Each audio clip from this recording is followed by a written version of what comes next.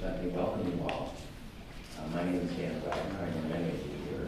I'm the director of the International Educational Development Program, which is the sponsor of today's speaker, Abhimanyu Singh from India and working in UNESCO-Beijing office, Beijing regional office. And I'll say more about him, but first I just want to welcome you all and say how gratifying it is actually to see at a prime time of a beautiful day, you've taken time out of your otherwise intense activities here at the University of Pennsylvania to join us.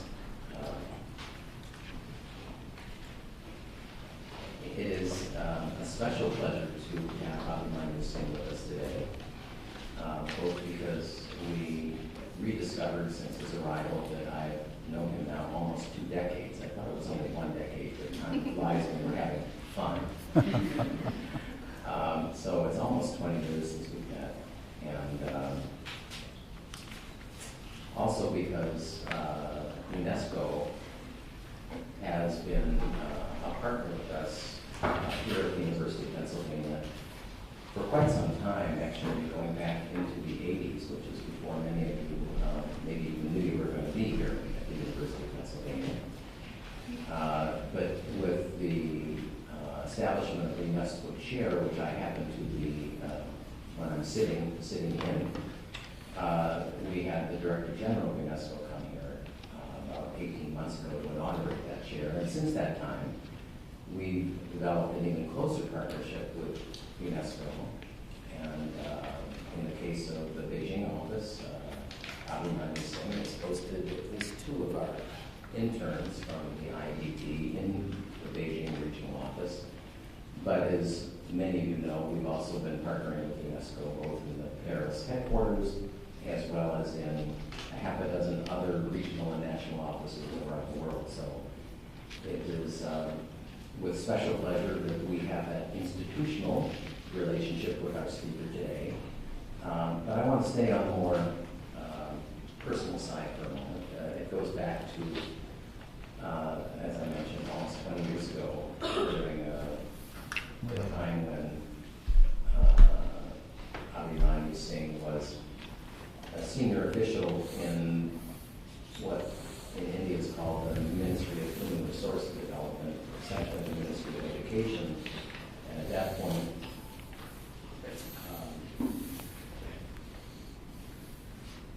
helping to lead the review of education in South Asia that was taking place in New Delhi. I think it was at that meeting that we found that we had some friends in common, others working in the MHRD, as they call it, at the ministry. And I began to understand what a special role individuals who work in what's called the Indian Administrative Service, which is where Mr. Singh is located. If you are familiar with India, you probably know the IAS. People in the IAS have multiple different kinds of possibilities. They work in their home state. In this state is Rajasthan, and I hope we'll hear a little bit about Rajasthan today, in the west of India. But at that time, he had what was called a central position, that is, he had a senior position for all of India. So in that role, he had and has had in India a remarkable view of one of the most challenging, interesting, diverse, complicated countries in the world, and one of maybe their most challenging issue, which is education. So he's been involved in that, I think, for, I think we could say decades.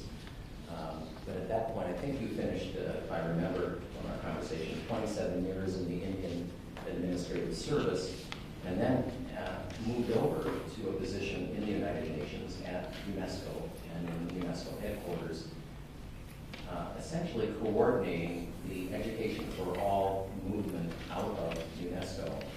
And many of you are familiar with that, but maybe you might be more familiar with the UN Millennium Development Goals.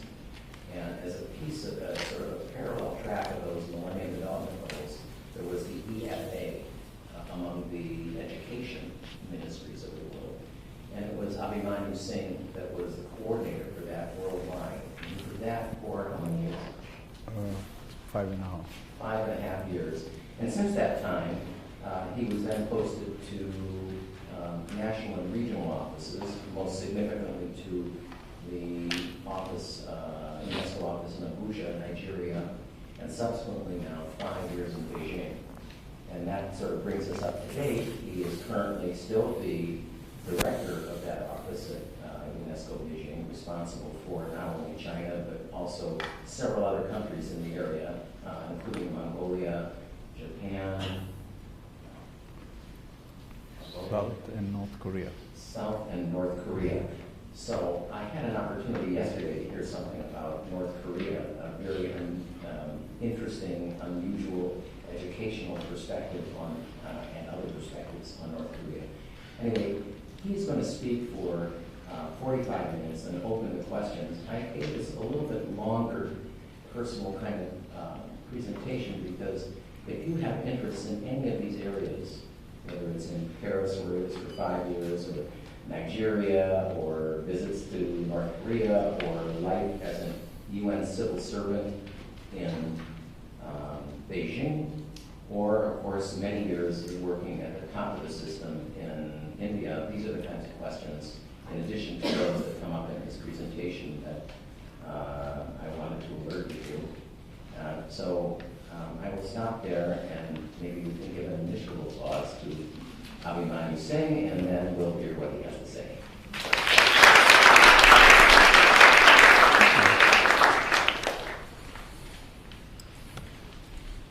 Thank you very much, Dan, for that generous introduction, and I should thank you and all of you to be here to listen to this at a very busy time of the semester, which is just kicking off. I should say that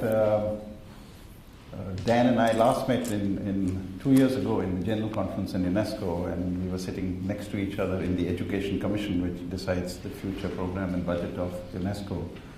And I opened my diary and I showed him a quote by Benjamin Franklin, who is the inspiring spirit behind this university. I told him that what it said was, what he said, and I wrote in my small diary, was, if you have patience, you can have what you will. So I waited patiently for this opportunity. 18 years since I met him. But it's great to be here and share some of my thinking. Now, my thinking is from a perspective of a practitioner who's learned on the job. I have no degree in education. I just had a passion for it.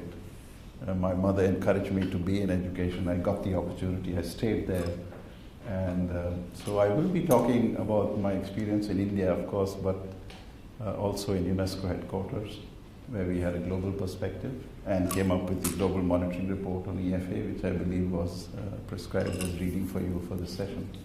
And of course in China, where I took upon myself the task of trying to compare the education systems of China and India. So I do that as a part-time job, because I also deal with a whole lot of other issues. So forgive me if there are theoretical gaps in my understanding, but as I said, it is a more learning on the job kind of situation. And also I think it concerns us that most of the international debate is on what is happening in India and China economically.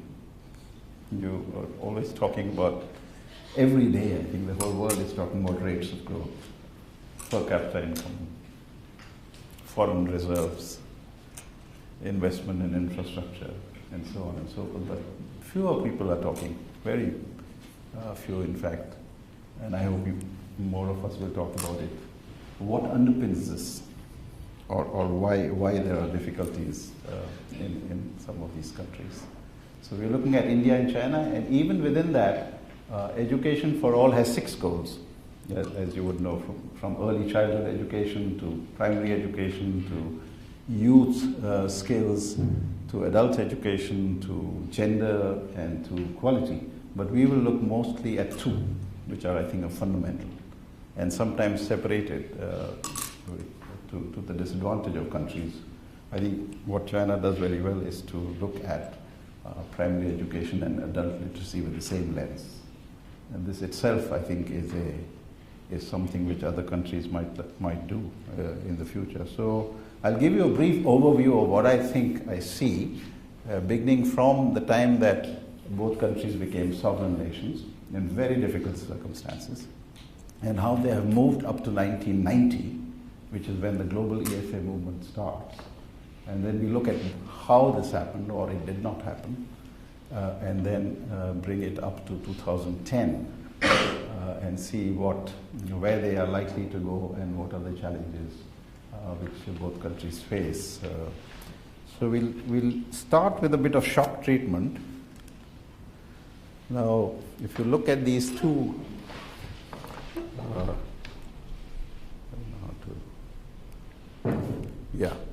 this is 2000, adult illiterate population above 15 years was 862 million. You see here 34% India, 16% China, which is 50% of the world's adult illiterates were living in 2000 when we kicked off at Dakar with the 6 goals in 2 countries alone. And they are, of course, the countries with the largest population. And then you had about 8 other countries.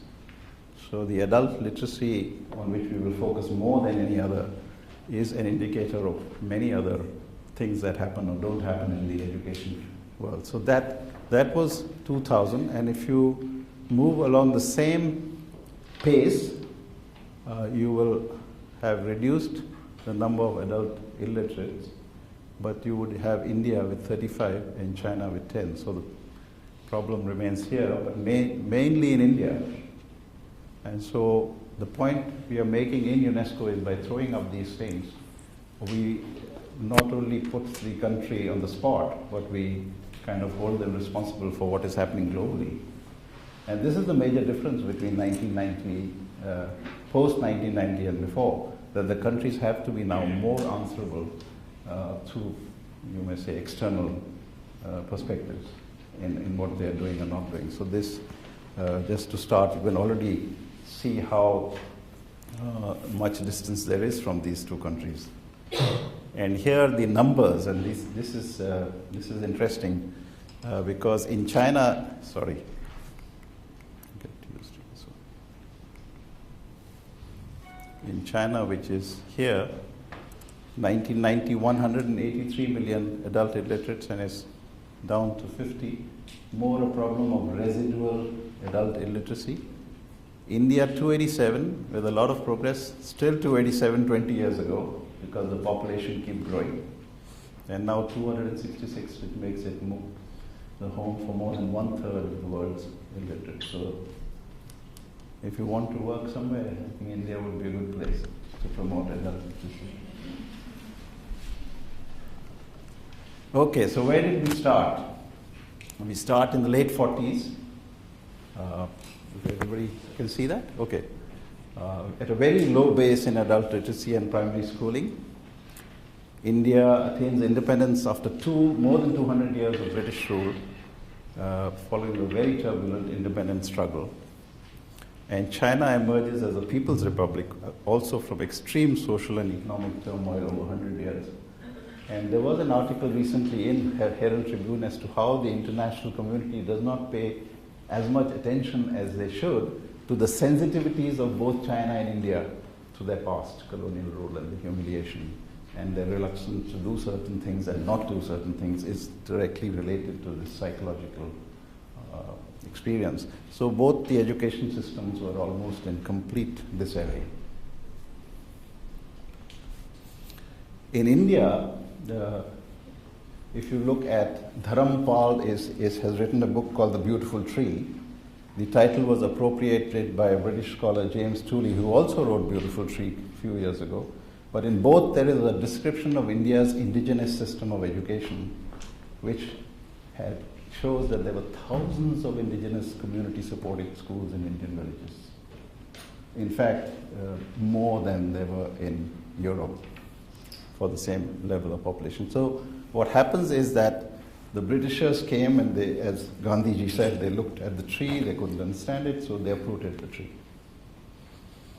And we are still facing the consequences. A centralized public education system was inspired by an alien European model, was imposed, which is very expensive, and it was designed to serve the need of the empire, which it did. And I think the problem with India has been that that system has not really been uprooted yet completely. So that in China, also semi-feudal, semi-colonial China came up with various initiatives, could not quite get it right, and it is the People's Republic of China which really addresses the problem of mass education after 1949. So in both schools you have a small elite which is schooled and literate, the classical scholars in China, the Brahmins of India, and the poor and the women way, way back. More than 80% of adult illiteracy in both countries, and less than 40% in primary school. So, and the countries are not stable. India has this huge partition, violence, movement of millions of refugees never seen, I think, in human history. And China fighting the Japanese as well as the whole communist revolution. So very, very violent situation, but there you will see how they deal with that differently. So you see 1990, and then we'll make a flashback as to what happened between 50 and 90. And you see already the great contrast, and then people don't quite note this, I think, that if you go to China first, if you go to China first here, you already have very high net in 1990, almost touching 100 net. Actually, it's a bit low because there are some disputes about the population, so let's say 90. But 90 is very impressive for such a huge population. Adult literacy almost 78, and number of adult illiterates 182 million. India lagging behind by about 30% at least, and again a huge differential here, and already having more illiterates even though it had a smaller population. So the picture is that in China you have 70 to 75% children already in school by 1990, and in India you have half. So 3/4 and half, I think, to bear in mind, already by the time the international EFA movement kicks off. So what happens? Why did China make rapid progress and India not so rapid progress? So we look at just a snapshot because we don't want to go into too much technical detail. China's constitution included both the right and obligation of adults to education. India's constitution, even till today, has no right to adult education. It has a right to primary education, but not to adult. And the obligation, so it's the citizens are also responsible for their own education. There's no escape. The state enforces the right, and the citizens have the duty to make use of that opportunity. The first school system, already in 1951, draws lessons from the Soviet experience. They had Soviet advisors actually sitting in the ministry, introducing short, condensed 2 or 3 year courses to accelerate achievement of elementary education among adult learners. And the focus is squarely on workers and peasants, workers and farmers and non-farmers who had been completely neglected in the earlier period. So immediately you see that revolutionary egalitarian outlook being practiced in China. And since there were not much funding with the state, they encouraged the local community. And I believe there were already farmers who had, because of the collectivization and land reform, incomes to contribute to community schooling within a few years. And then gradually moving on to what they call walking on two legs, which is the Gongban, the government schools, and the community, the Minban, both contributing to primary education. So you have a better balance. I think Premier Zhou insisted that you cannot really depend only on the communities for too long. So I think in the great leap forward during that period and between the Cultural Revolution and that, you got this balance. But Minban has haunted China for a long time because it meant that the rural teachers and rural schools are underfunded compared to the urban schools. And the teachers are not so well qualified. So there is some kind of legacy there. And also students' grants already starting in 52 for the needy and poor students, which is, I think, quite important to note. Again, that attention to the deprived population from the beginning.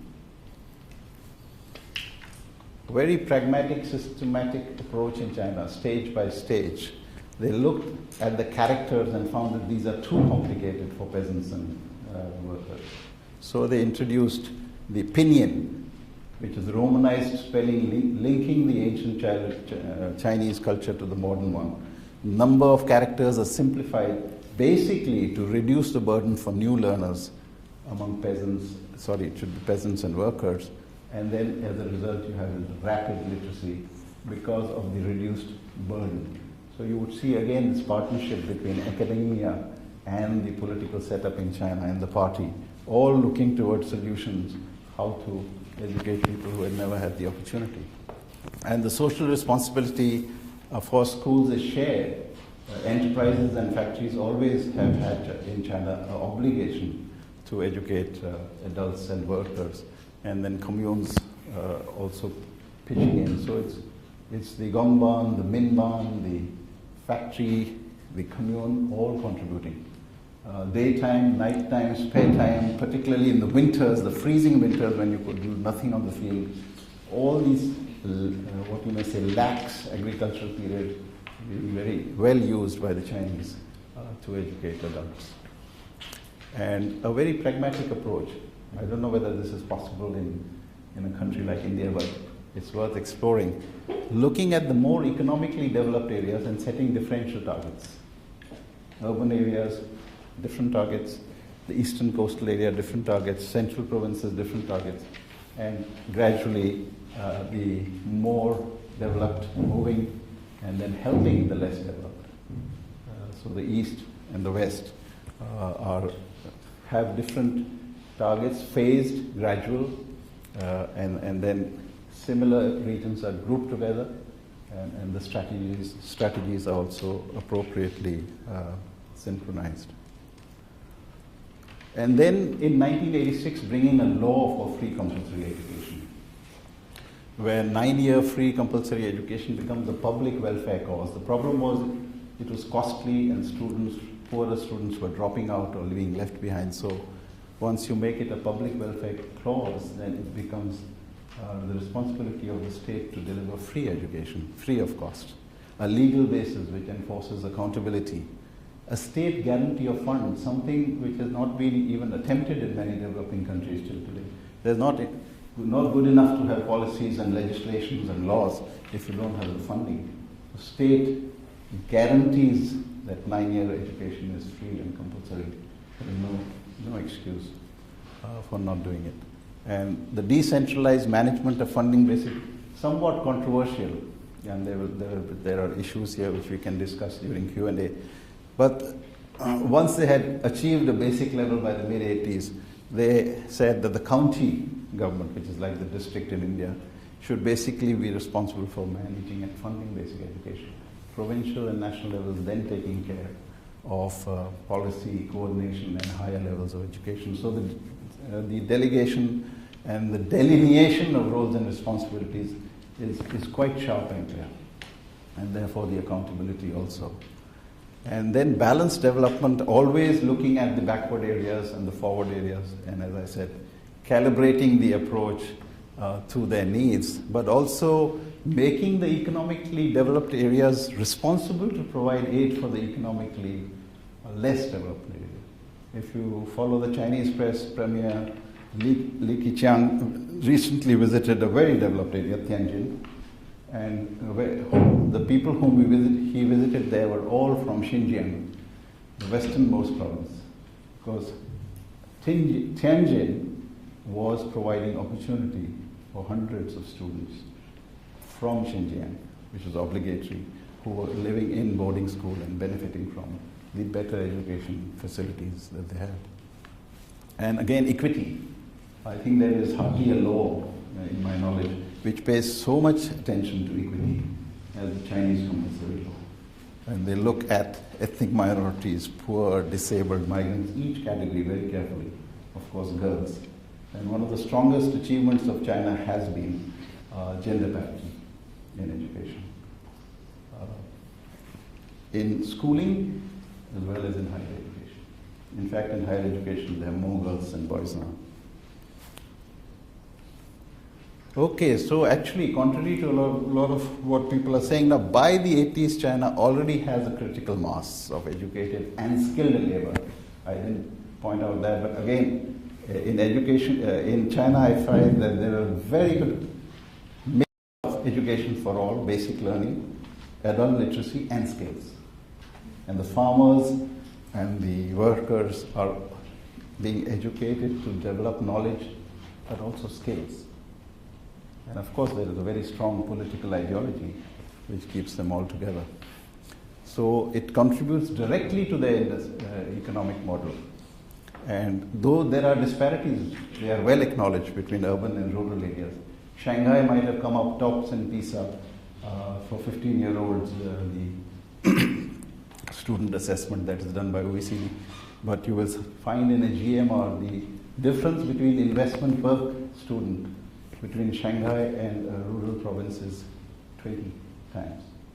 You invest 20 times more in Shanghai than you do in a student, so you get the results.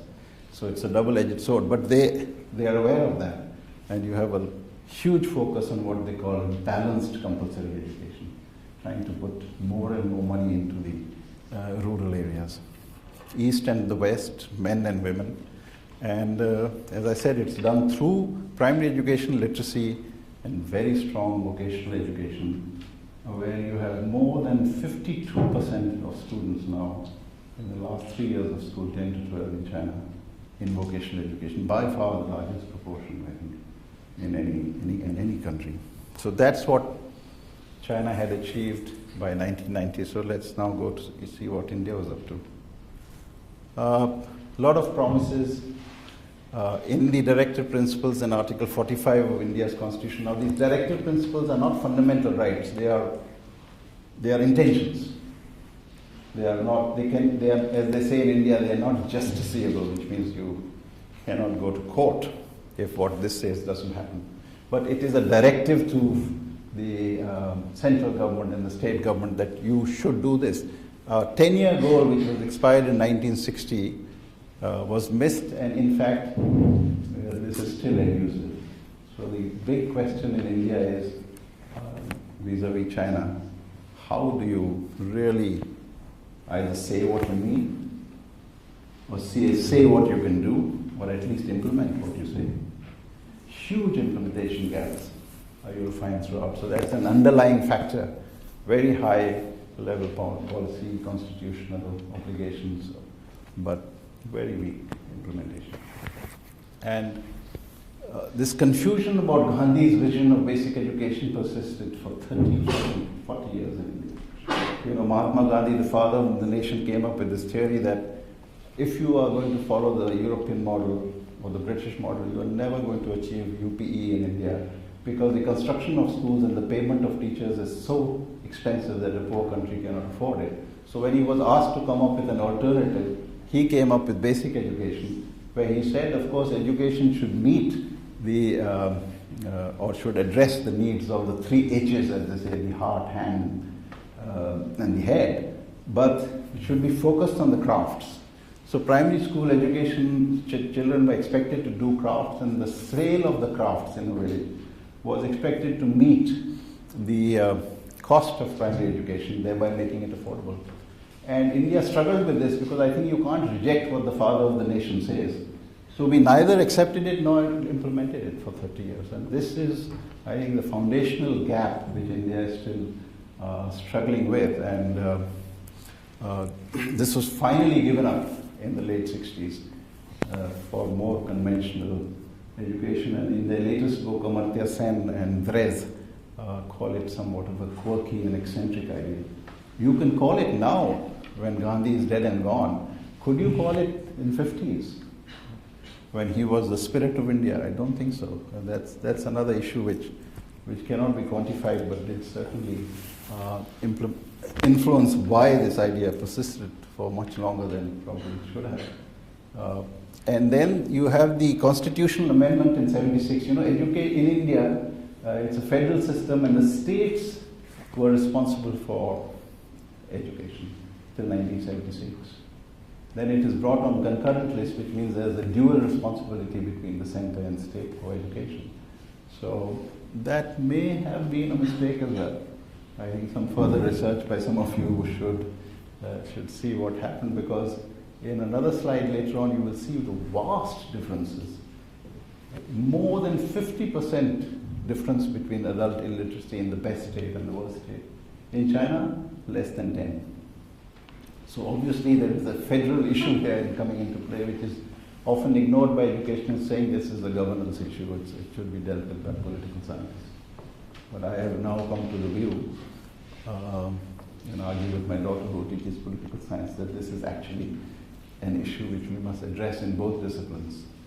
But anyway, so there is a flurry of action by the national government once they get hold of the education as a concurrent list. There are schemes of the National Adult Education Program. First one launched in 1978, 30 years after India's independence. Satellite instruction on TV, far ahead of its time. Non-formal education for out-of-school children to give them flexible, open education at night or whenever they could attend schools and so on. But none of them could be sustained. All of them you would find. So this is this stop-start thing in India. Somewhat ad hoc, somewhat half-hearted. You start all these great programs, and the National Education Program for Adults, I think it's the only country which abandons a national program in 2 years because of a political change. And it's disastrous because there is no other national program for adult literacy for another 10 years. And you will see what a difference that made. And so what happens is the priority in education is not primary education or adult literacy in India for 30 to 40 years, but on secondary education, higher education, science and technology, engineering, agriculture and medicine. You know, the high, sophisticated, elite kind of approach. And then non-state actors, meanwhile, of course, so you would say, so what the hell is going on? But the non-state actors, including social and religious organizations, over the centuries, still contributing a great deal to education in India.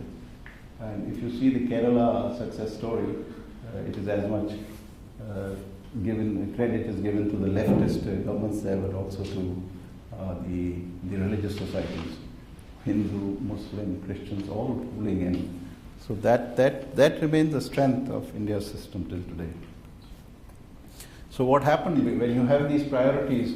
Some of these results can be expected, but they're pretty good results in themselves, except that you have this huge number of children out of school and adult literate. So you have one of the largest pools of scientific and technical manpower in India, rapid industrialization compared to what was going on before 47, green revolution, which has been written about, white revolution. India is the biggest producer in milk. Only, I think, a cooperative in India has busted Nestle anywhere in the world. So that's a different story by itself. Launch of very prestigious atomic and space programs, but very slow and gradual improvement in access to primary schooling. Though the schools went up to 500,000 primary schools, we'll come to what happens because there's a lot of wastage and dropout. So, and there is a narrowing of disparities. There is a Gini coefficient for education inequality, which reduced in India considerably, and this narrowing of disparities is a much bigger issue in India, not only with regard to girls, but the lower caste the tribals and the minorities. So, elitist and urban bias, somewhat controversial statement, but anybody who wants to get a hang of why India's political leadership, administrative leadership, educationists, scholars, whatever, couldn't crack the problem is to read Myron Weiler, The State and Child in India, 1991 from MIT. I think it's a classic. And Indians don't like it, particularly if you belong to the upper caste. I like it because I came into the picture only after 1986 when things began to happen in India. But there is an issue, and he goes into these, the issue of how the thinking of Indian elite was affected by this issue of caste, as well as of not being able to address child labor, which they thought was okay in certain circumstances.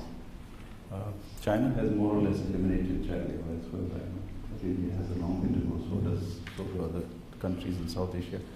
So what you have is very high dropout rates in elementary education. Again, the focus is on enrollment, not on retention or completion or quality.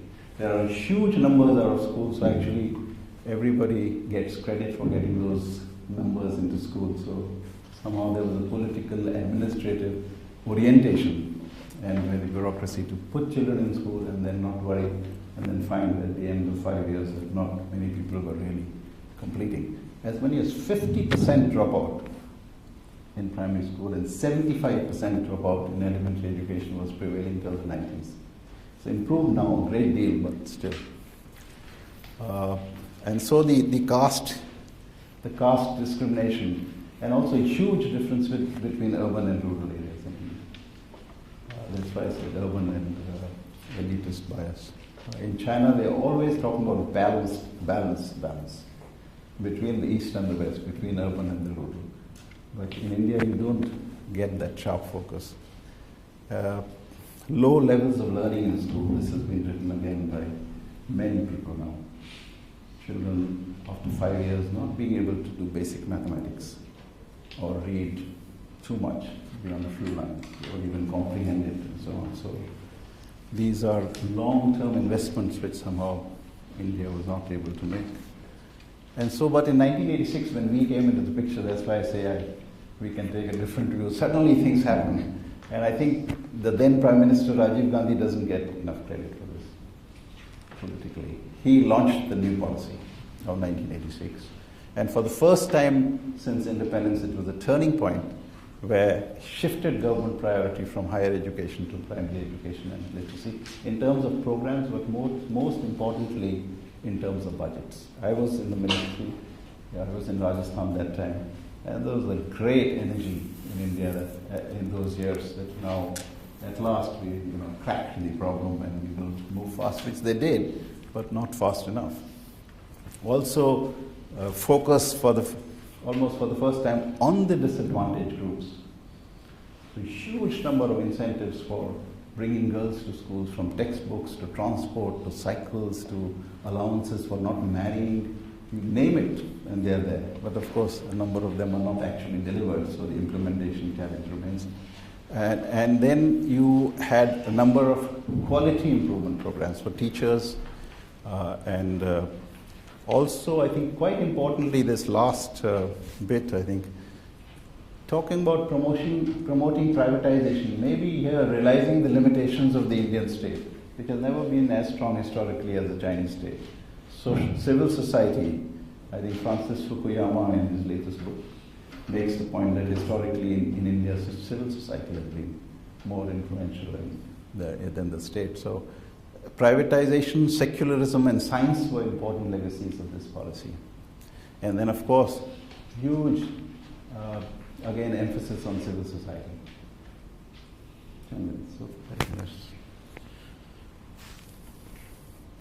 And then, so we enter, UNESCO and the others enter and say what's going on.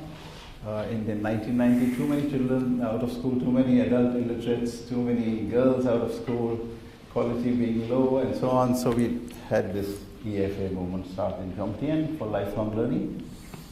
and continued in Dakar with 6 specific goals. 2 of these became MDGs later. And then a global monitoring report, which you've read, to measure, compare progress, and also for accountability of both developing countries as well as donors. And development of an EDI, Education Development Index, to rate performance of countries. As they say, to name and shame. We didn't say that, but that's what it amounts to. It puts pressures on government. The Indian government was ready to throw me out when I once went to a meeting which showed a lot of adult illiteracy in India, but we always said, don't shoot the messenger, we are just holding up the mirror to you. And then Dakar Compact for international funding, where international community came and said, if there is a gap in your budget, despite your best efforts, despite a plan and a program which is approved by the national authorities, then the gap can be funded by the donors. And that is the genesis of what is the Fast Track Initiative, or the Global Program for Education, which may not have provided as many funds as one thought, but it did make a difference. So coming back to China, what happens after the EFA? They look at the people who are still missing out on primary education and illiteracy, and come up with a policy of 2 exemptions and 1 subsidy, which is exemption of fees, free textbooks, and provision of room and board in rural areas. There are 7,700 boarding schools now in the West, in the remote and inaccessible areas, and a large number of schools which were unviable have been closed. Now this is again a matter of controversy, because people have to walk longer distance, children, to go to schools in the most inaccessible areas. Children are too young to be boarding, and there are issues of hygiene, health, and heat. And now China has come up with the medium and long-term education reform and development plan, which UNESCO has been part of, and it focuses on these 5 areas. So universal coverage wherever there is still a lag. And there are dropouts in China, very few, but they are in the poorest counties. Equity issues were already mentioned between geographical areas, between communities, between abled and disabled. Quality, huge issue, too many tests, too much pressure, and not enough creativity. Lifelong learning has been adopted. This is a UNESCO concept introduced in Jomtien, adopted as policy by a country like China, which shows the influence of global thinking on national development and modernization, which means China is saying it's not enough to have all children in school, it's not enough to have the largest education system in the world. What we want is the best education system in the world. Just to show the problems, I won't go into this because of lack of time, but I think we should remember that there are two issues which China has to grapple with. One is Hukao, the internal passport, where your residence is fixed and therefore your schooling opportunities are limited. And the other one is the Gaokao, where you take this national entrance exam to get into college. And both seem to be restricted. If you lived in the rural areas, if you're poor, there's no level playing field for you to compete with the rich and the privileged who live in Beijing or Shanghai. So these are issues which will keep cropping up. We can discuss them later. Okay, India again launches a huge number of programs, some of which we did. Total literacy campaigns in all districts with 10 million volunteers. It must be a world record, I think, Dan. And good results, 20% improvement in literacy over 20 years. Midday meals in primary schools for such a huge country, much before China. This was introduced and helps poorer children to concentrate, learn. And decentralization, micro-planning and community engagement through programs. I can talk more about this. And for the first time in India's history, I think, having, I suppose, the humility and the reality to accept external assistance.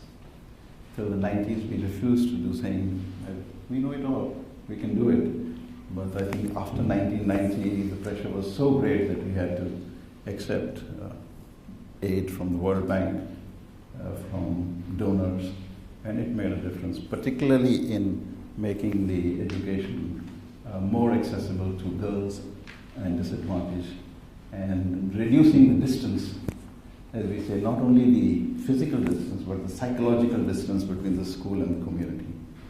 And this of course goes on still. Constitutional amendment, with humility can say I drafted it, so whatever is wrong with it, you can tell me. But there are a lot of debates. It took too long, but at least now there is free and compulsory education as a fundamental right in the Constitution, not as a directive principle, and that means that you can challenge it. Also, early childhood comes into the Constitution, and then there is a legislation on right to free and compulsory education in 2009, but you would note that it comes 23 years after the similar legislation in China, in many other countries. And I think this is quite a revolutionary provision at the bottom here. Reserving a quota for poor children in private schools. 30%, I think, of India's children now are studying in private schools. But a quota, a revolutionary provision, but let's see how it is implemented. Psychologically, training of teachers, learning materials, all kinds of adjustments have to be made. But it's there in the law and it's been passed, so I think that itself is an achievement. And then you have a huge achievement, 52 to 74% adult literacy. Out of school children from 20 million to now only 2.3 million, figures somewhat disputed, because in India a lot of children are enrolled but do not attend classes. So one of the new surveys have said actually 14 million children don't attend classes. Are they in Europe? So one has to see carefully these figures of the out of school children. Narrowing of gender and social gaps. Now we say that there are as many girls and as many students from the lower castes and tribes in school as their proportion in the population, not less. So that's quite good. But if you look at the gender aspect, there is a huge gap between the, what you may say, the upper classes and the others. So this wealth gap and the gender gap and the location gap between urban and rural areas continues to dog India and in some parts China also. Enhance investments, again, two massive World Bank funded projects, one of which has just concluded, and some innovative financing. Education says 1% tax on all those who pay income tax for girls' education, 2% for secondary and higher education. So you see some examples of innovative funding. But yet, the numbers are against India. Now you have to think, I think, here again of an issue of family. So I don't think I'll finish what I have to say, but I'll keep those last slides on, or maybe I'll take a few more minutes. Yeah. So there is a huge gap here. China, you see this. This is 1990. This is 2010. Reduction in adult illiteracy and narrowing the gap. India 287 here, still 287, gap huge. In fact, in a study done by RAND Corporation, where Krishna Kumar is one of the co-authors, they give a very devastating statistic, which is that actually if you look at the adult women literacy rates in India and China, you can't guess how much the difference is. India 47, China 87. 40% gap. So I think you should stop looking at the male literacy rates. I recommended in a recent conference, just look at the female literacy rates, but not only comparing the gap between India and India, but just compare the gap between those countries who've done it right. 40% is huge in the year of the law 2013, and the numbers you can see are also massive. This is interesting. I'll skip through it because I think we'll have to come back again. Now you have these provinces of China here. Beijing, this is illiteracy. 1.86% are illiterate in Beijing. And you go right down and you don't see the last. You come here, so the difference is just less than 10% between the best and the worst, except for Tibet, which is an aberration, 32. But then you look at India, 5 and 53%. And if Tibet is bad at 32% illiteracy, look at the number of Indian provinces which are below the level of Tibet. And Dan would know this, that those states in India which are below the level of Tibet's illiteracy of 32% are some of the states in the south, which is generally supposed to be much more developed than the north. You find states like Andhra Pradesh and Karnataka with more proportion of adult illiteracy than Tibet. And this is a huge cause for concern and also a policy focus which must be addressed. So these are insights from my experience. I can stop here because I think we've gone through a lot. But these insights from my experience I can come back to if you like, but these are important. If you like, I can go through it, whichever way you think it's better for you. Maybe what you think are a couple of the most important insights. Okay. And then we'll launch it open to the conversation. So China's leaders' commitment is number one. I've been arguing a long time for a global index to measure political commitment to education. I think Dan and his colleagues should come up with one. Not only at national level, but at sub-national level. That is absolutely critical. So they have it, they're very conscious of international image China, and they want to develop a world-class system. That is the insight from my interaction with Chinese leaders. Secondly, they were very, very pained at what happened in the century of humiliation. Never want it to happen again. India, colonial rules tends to be used as an alibi, not as a stimulant to address challenges of development. In China, it's the other way around. We'll never let it happen again. They don't blame these colonial powers, they blame themselves. And the high price of losing face. China said once you had set the international targets in UNESCO in 1990, there was no way in which we were not going to do it, because then we look bad when you compare us with some small country and say we are doing worse. So very strong feeling that they must not lose face in the Chinese will confirm whether I'm right or wrong. And you have leadership at provincial level which has targets and performance appraisals and performance incentive for improving GNP per capita, reducing poverty and illiteracy. Now in India's situation, of course, there are targets. But the difficulty is how do those targets make the political leaders accountable during elections? The answer is very difficult to give. The performance cannot be attributed to electoral success or failure. So there is a huge issue there as to how do you hold the leadership of Indian states accountable for an issue like education, which is the non-issue in elections. Whether we like it or not. So how do we make it something? And I think Amartya Sen and Rez talk a lot about that, as to how there should be more debate on this situation. In India, again, you have to say there was a case of misplaced priorities. If you can't get it right in the first 40 years, you keep plowing something which is contrary to the international trend, then you probably miss the bus. Elitist orientation, we already talked about.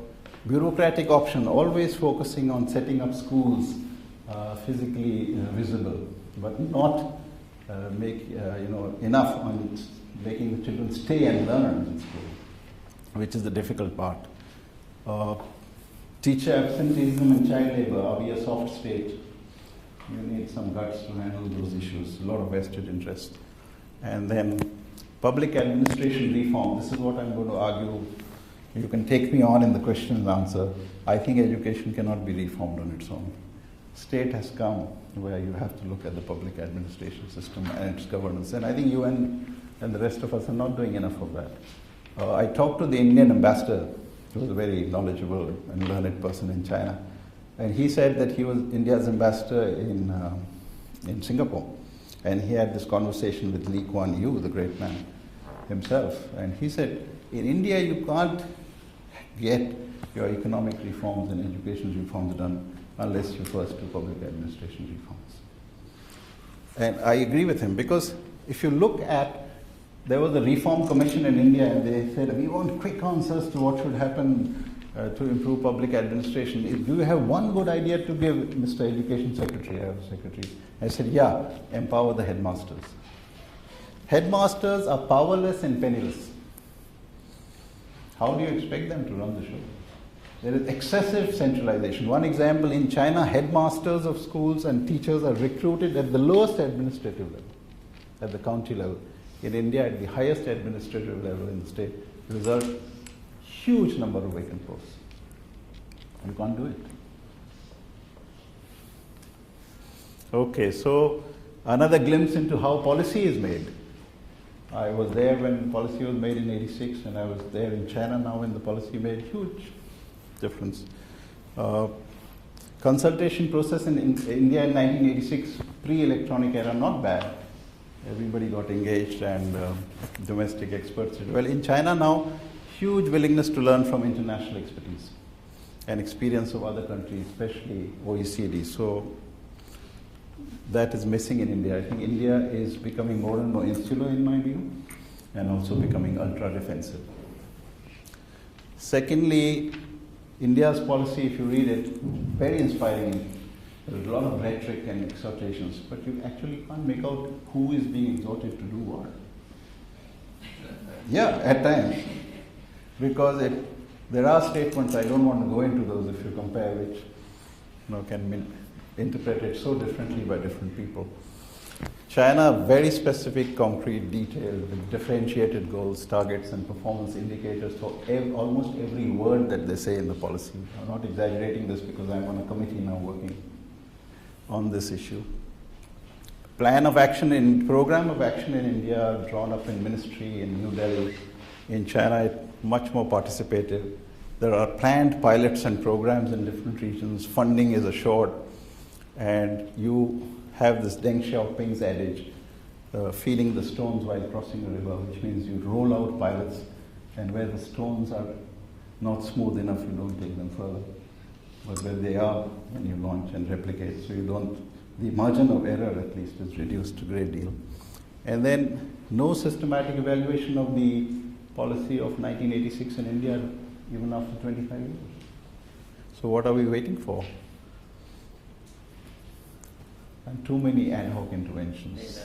Yes, that's a good point too. What are we waiting for? Okay, question and answer. Thank you. Thanks.